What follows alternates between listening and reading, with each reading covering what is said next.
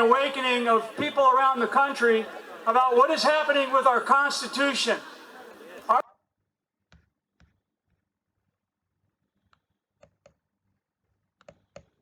I want to tell you, though, Tucker, that is not the view shared by grassroots Canadians. Ever since China kidnapped those two civilians 2 years ago today, actually, Canadian public opinion has hardened against China. And the last Pew poll I saw actually says that Canadians are more hostile to China than Americans are.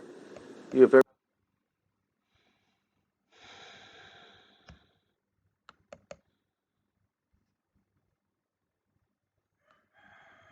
Warning. Not close. Like, I'm keeping my doors open. Well, tell me what you're facing with your clients. I mean, are people coming back in as they were normal? What's the environment like? Well, honestly, like, people are scared, right? So you have so many people, like, when I look at this week, for instance, I'm looking at the schedule. In March, we would have had, like, not even one spot to even come in to get, like, a wax done. Like, that's how busy we were. So you were completely deplatformed from your social media accounts. Yeah.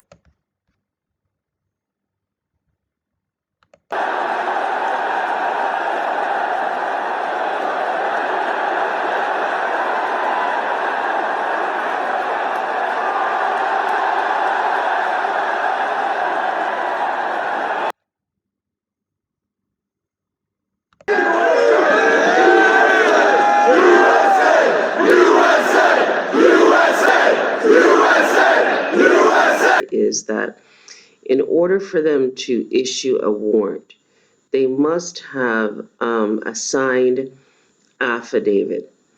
Now, it goes under the Fourth Amendment, which says the right of the people to be secure in their person, their persons, houses, papers, and effects, which is their automobiles, against unreasonable searches and seizures, shall not be violated. No warrants shall issue, but upon probable cause supported by oath or affirmation, and particularly describing the place to be searched and the persons or things to be seized.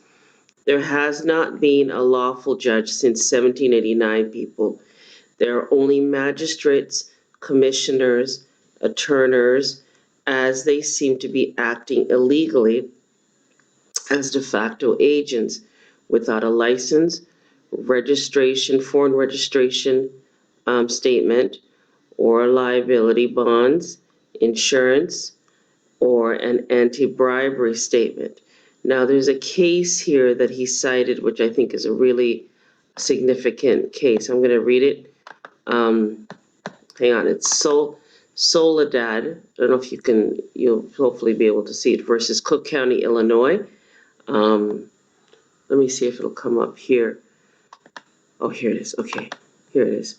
It's United States Supreme Court, Soledad, Soldal, versus Cook County, 1992, number 916516, argued on October the 5th, 1992, decided December 8th, 1992. And it's briefly, I want you to read it. I'm going to post this in the link below. While eviction proceedings were pending, Terrence Properties and Margaret Hale forcibly evicted petitioners, the Soledal family, and their mobile home from a Terrace Properties mobile home park.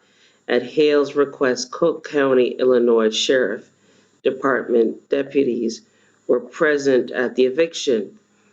Although they knew that there was no eviction order and that Terrace Properties actions were illegal, and the deputies refused to take Mr. Soledal complaint for criminal trespass or otherwise interfere with the eviction. Subsequently, the state judge assigned to the pending eviction proceedings ruled that the eviction had been unauthorized,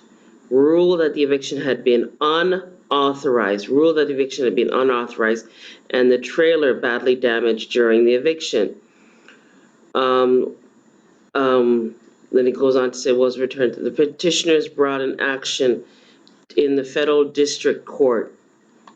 It goes on to say, under 42 U.S.C. 1983 claimed the terraced properties, and Hale had conspired with the deputy sheriffs to unreasonably seize and remove their home in violation of their 4th and 14th Amendment rights.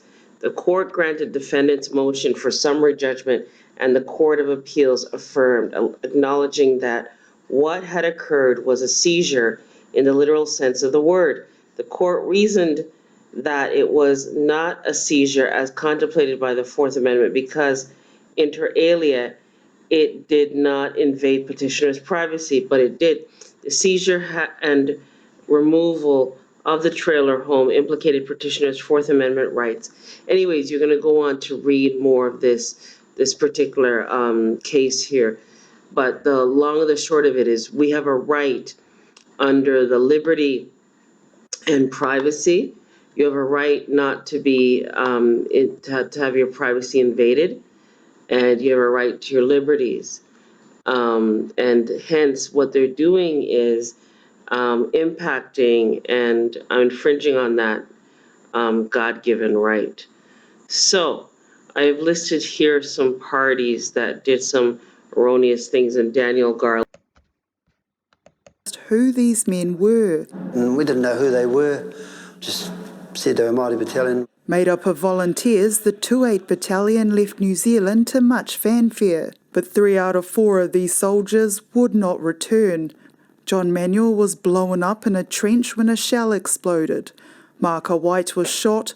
Rangi Henderson killed at Tabaga Gap.